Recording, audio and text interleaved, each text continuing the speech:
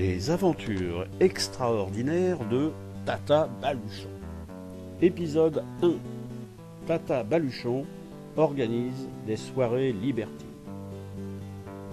Bonjour les amis et les amis, comment allez-vous bien? Connaissez-vous ma tante Baluchon? Ou plutôt Madame Baluchon, car je viens de m'installer dans cet immeuble et je ne sais pas encore, ni elle non plus d'ailleurs, que nous sommes parents. Un sacré personnage, c'est moi qui vous le dis. Elle n'a pas sa langue dans sa poche de sa blouse. Oh non, elle l'a plutôt bien pendue à l'entrée de sa loge. Attention, sa loge ne signifie pas qu'elle soit franc-maçonne, ou alors maçonne comme la guêpe éponyme qui pique plus vite que son ombre.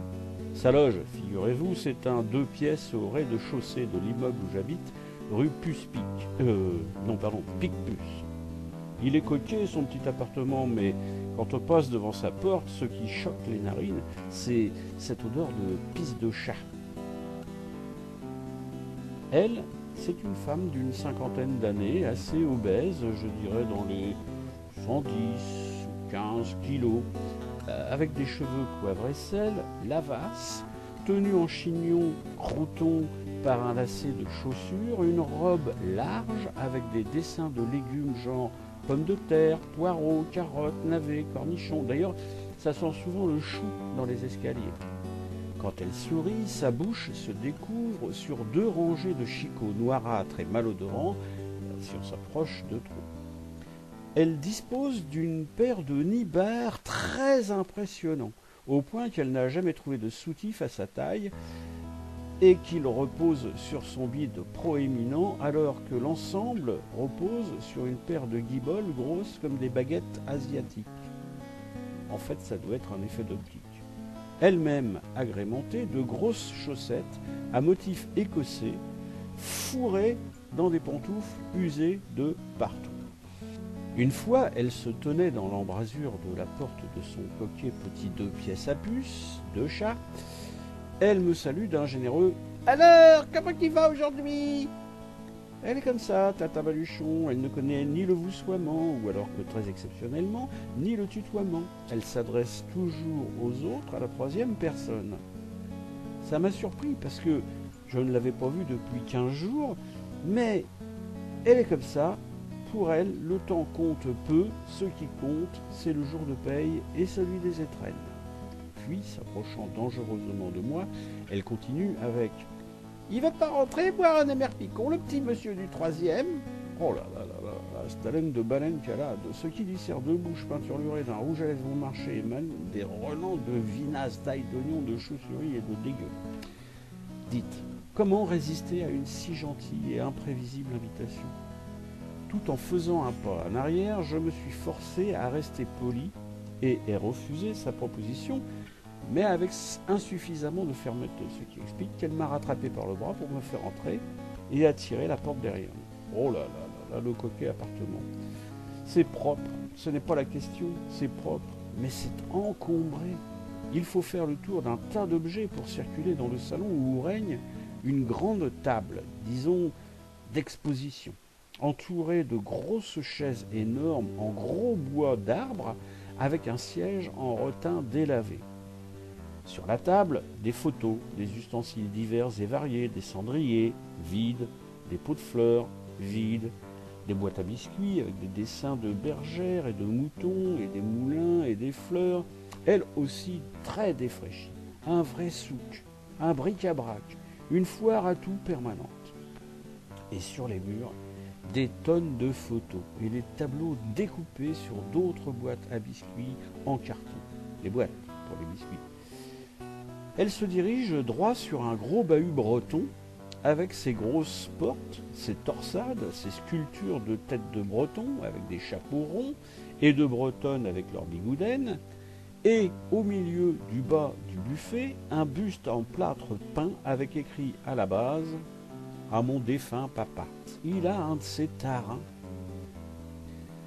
Je commence à perdre pied et cette odeur de pisse de chat et de chou, boudiou. Elle ouvre une porte et sort 2 verres opaques complètement entartrés avec en plus des traces indéfinissables. Elle va tout de même pas me servir dans ces verres sales. Elle pose les trucs sales sur la table et sa main plonge de rechef dans le bahut comme la main de ma sœur dans... Non, ça c'est une autre histoire. Et je me mets à délirer. Non, me dis-je, elle va pas sortir. Eh oui, une boîte de biscuits d'il y a 100 ans. Elle l'ouvre avant de la poser sur la table et je peux apercevoir des biscuits apéro de la dernière guerre avec tout plein de chantilly dessus. Je commence à avoir envie de gerber et ça devient rapidement une obsession. Mais comment ai-je pu me laisser enfermer dans pareil piège? Ah tiens, il est vivant. Le perroquet que je croyais empaillé vient de bouger dans sa cage. Il se gratte le cou avec sa patte, forcément, avec tous ses chats. Merde, mais moi aussi je vais en attraper. Putain, ça commence à vraiment m'énerver. Elle me met le verre dans la main et trinque bruyamment. À la vôtre, me lance-t-elle avec un sourire laissant apparaître de gros chicots noirâtres. Je me sens défaillir. Je ne trouve rien de mieux à faire pour me requinquer rapidos que de tremper mes lèvres dans le liquide en guise de remontant. Malheur de malheur, je pose précipitamment le verre et je me jette hors du boui-boui. J'ai juste le temps d'atteindre le trottoir et le caniveau et je vous laisse deviner la chute. Bon, une fois que j'ai déposé mon déjeuner dans le caniveau, j'ai entrepris de rejoindre mes pénates, mais la bignole était sur le pas de sa porte, visiblement occupée à m'attendre. « Il va pas bien, le petit monsieur du 3e ?»« Oh, j'ai dû manger quelque chose qui ne passe pas, réponds-je poliment. Dites, monsieur du 3e, je voulais vous parler de mes petites soirées que j'organise pour mes amis et amis. » Des petites soirées? À peine ai-je posé la question que je me gifle virtuellement d'avoir eu ce réflexe idiot. Des petites soirées libertines, ça pourrait vous intéresser, vous qui êtes célibataire. Je ne sais que faire, je reste quoi et droit dans ma perplexité. Tenez. Et elle me tend un petit carton de couleur incertaine et bariolé. Elle poursuit. C'est une invitation gratuite pour que vous puissiez goûter au plaisir du libertinage en toute liberté. Je dois faire une drôle de bobine, elle me tapote dans le dos. Vous devriez prendre un bouillon de légumes, ça vous remettrait sur pied. Bougez pas, je vais vous en chercher. Elle disparaît dans son boudoir et je me précipite sur l'ascenseur, mais ce traître prend tout son temps et elle revient avant qu'il n'arrive. Tenez, vous m'en direz des nouvelles. Elle me tend un bocal dans lequel flottent des morceaux de légumes innommables, baignant eux-mêmes dans un liquide brunâtre et verdâtre tout à la fois. Je commence à avoir les tripes qui gigotent. L'invitation est valable pour une semaine et c'est tous les soirs dans le local à linge à partir de 21h. Cette précieuse précision me laisse sans voix. Il y a votre voisine de palier qui vient presque tous les soirs et on a aussi un policier du quartier qui est un fidèle et aussi les jumelles de l'immeuble d'à côté et plein d'autres que j'oublie. Mais vous verrez, il y a une ambiance du tonnerre et on s'amuse comme des fous. Ma tronche doit ressembler à Serpillière car elle précise « Moi, je ne participe pas aux orgies, je sers les boissons et les capotes. » L'ascenseur arrive enfin et j'appuie sur le bouton du 3e avec soulagement.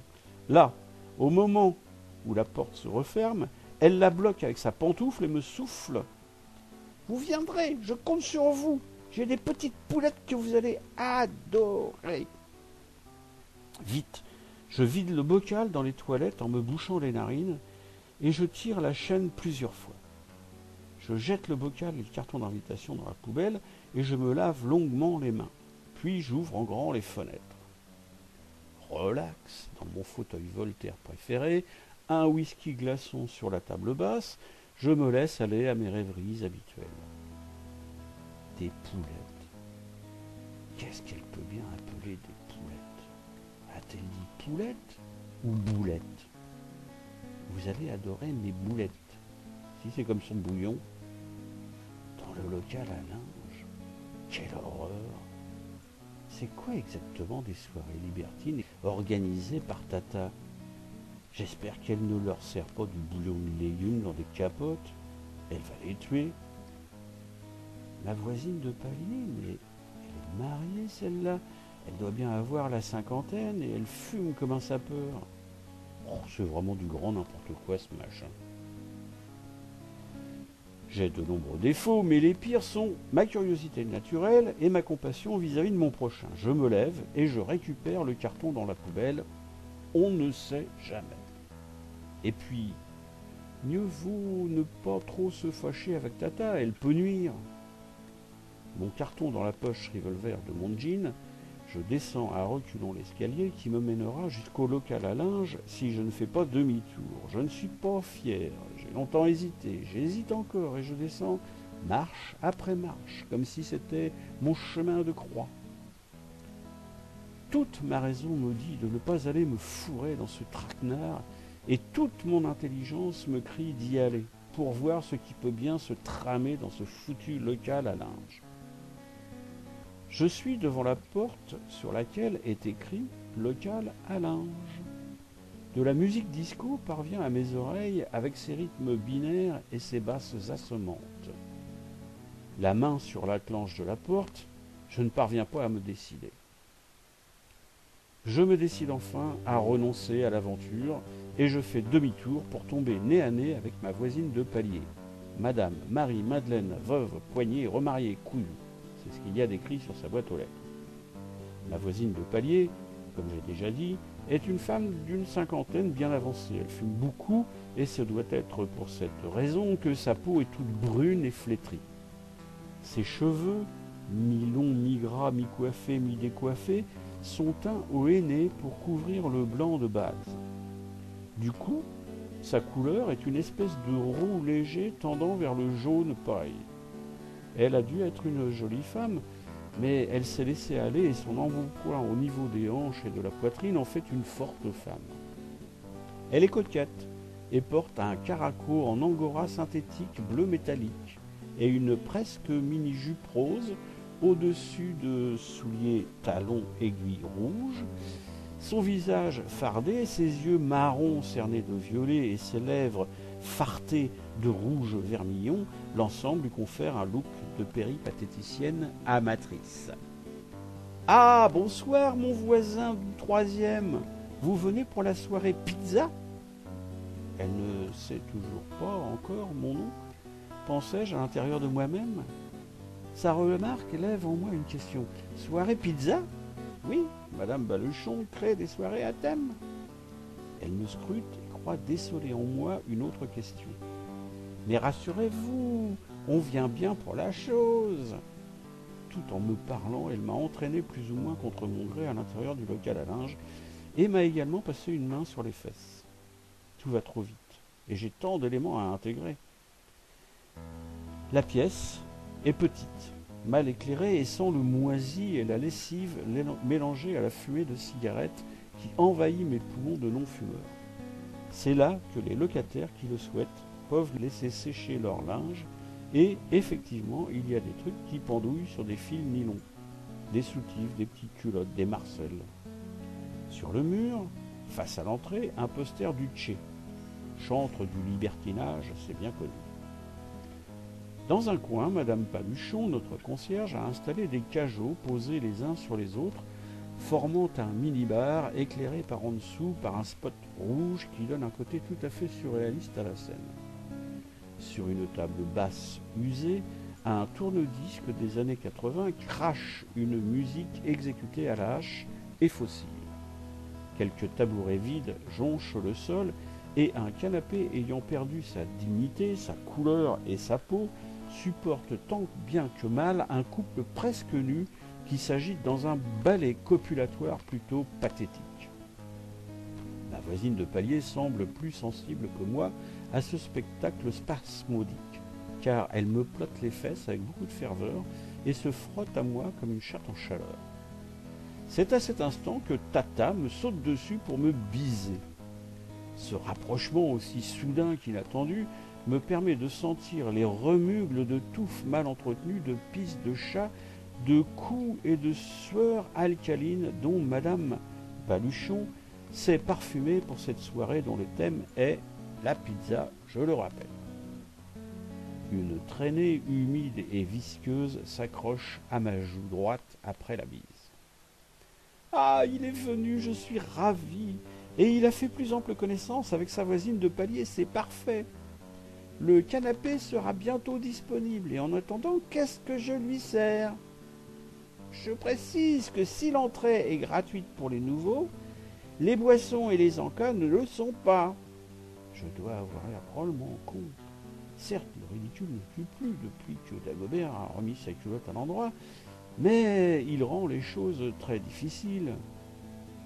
Par bonheur, ma voisine de palier entreprend de me décomplexer en se saisissant de mes joyeuses avec la même conviction que celle d'un candidat à la députation met à serrer les mains sur le marché le dimanche. Me voici plié en deux. C'est sensible ces choses-là, c'est pas des pognes. Le temps que je reprenne mes esprits et une certaine constance, un individu louche fait son entrée et avant d'avoir refermé la porte, embrasse ma voisine de palier sur la bouche avec une fugue digne de Schubert. Ah non, pardon. Schubert, lui, c'était les fugues, pas la fougue. Elle le repousse mollement et lui annonce « Non, pas ce soir, je suis déjà accompagné. »« Avec qui ?» éructe-t-il avec rage. « Monsieur !» Et elle me désigne du doigt alors que je pose mon fondement sur un tabouret branlant. Et dans les circonstances actuelles, « Et alors ? On peut le faire à trois, non ?» Et il regarde Tata en posant cette question-affirmation. « Pas de problème, répond Goguenard de la Bignole en ajoutant « Pizza pour tout le monde !» D'autorité, elle nous apporte un morceau de charbon dans une assiette en carton de médiocre qualité avec un couvert en ersatz de plastique. C'est 5 € chacun.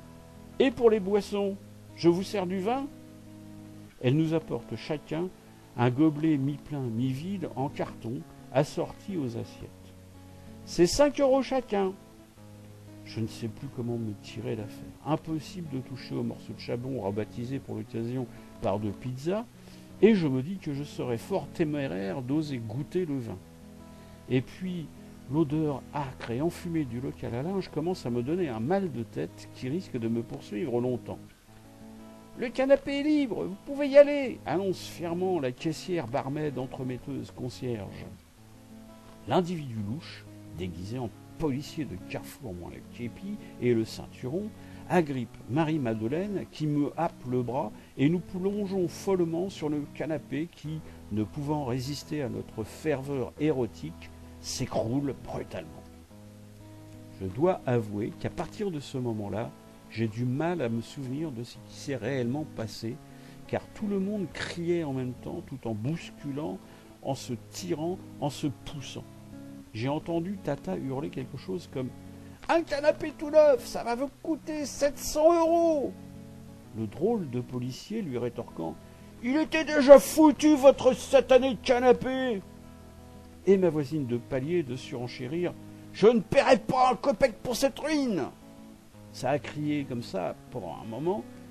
Je voulais partir, mais Tata faisait barrage pour toucher son argent, quand soudain, elle a été bousculée par la porte s'ouvrant vers l'intérieur et une armée de policiers s'est engouffrée dans le local à linge. La boîte libertine s'est transformée soudain en boîte à sardines.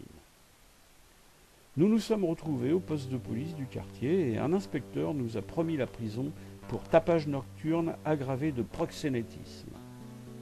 Heureusement, le commissaire s'est montré plus compréhensif et nous a laissé partir libres vers 3 heures du matin après un sermon digne de Saint-Simon et la promesse de ne plus jamais recommencer nos gamineries. Je n'ai pas pris l'ascenseur, mais l'escalier dont j'ai grimpé 4 à 4 les marches jusqu'au 3e. J'ai fermé à triple tour derrière moi et je suis allé me coucher sans me brosser les dents. Le lendemain, je n'ai pu éviter Tata, qui avait mis son pongo dans l'entrée entre la porte de sa loge et la porte de l'immeuble. « Vous me devez 10 € pour les consommations et 100 pour le canapé », m'a-t-elle annoncé avec une mine des plus renfrognées. Fin de l'épisode 1. Tata Belluchon organise des soirées libertines.